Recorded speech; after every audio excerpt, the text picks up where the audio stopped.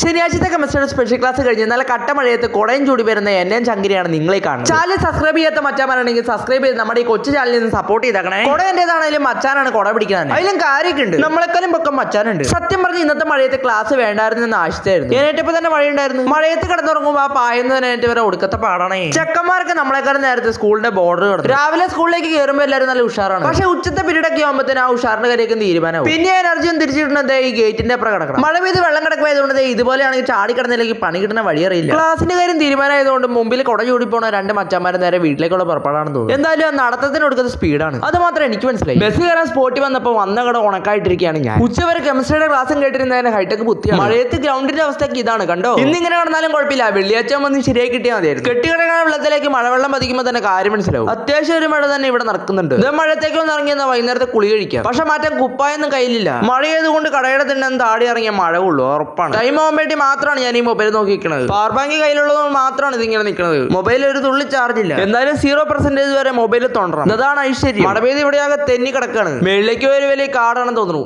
ഞാൻ എന്തായാലും പോയിട്ടില്ല കേട്ടോ. മഴ പെയ്താലും കുഴപ്പമില്ല, ഇവിടുത്തെ പകുതി മച്ചന്മാരുണ്ടാവും നമ്മുടെ ഈ ഓപ്പൺ ജിമ്മിലാണ്. അപ്പുറത്തെ ഗ്രൗണ്ടിൽ ഫോസ്റ്റ് പോലത്തെ ഐറ്റം കാണുന്നില്ലേ, അതിന്റെ സൈഡിലായിട്ടാണ് നമ്മുടെ ഓപ്പൺ ജിം വരുന്നത്. അങ്ങോട്ട് പോകാനായി ഇറങ്ങി തിരിച്ചപ്പോഴാണ് കൂത്താട്ടത്തേക്കുള്ള ബസ് വന്നത്. ഇതൊക്കെയാണ് നമ്മുടെ പെരുവക്കുറ്റി ബസ്. കൂത്താട്ടം നമ്മുടെ ഇവന്റെ ഉള്ളിലാണ് നമ്മുടെ യാത്ര. സബ്സ്ക്രൈബ് ചെയ്താൽ വീണ്ടും കാണാം.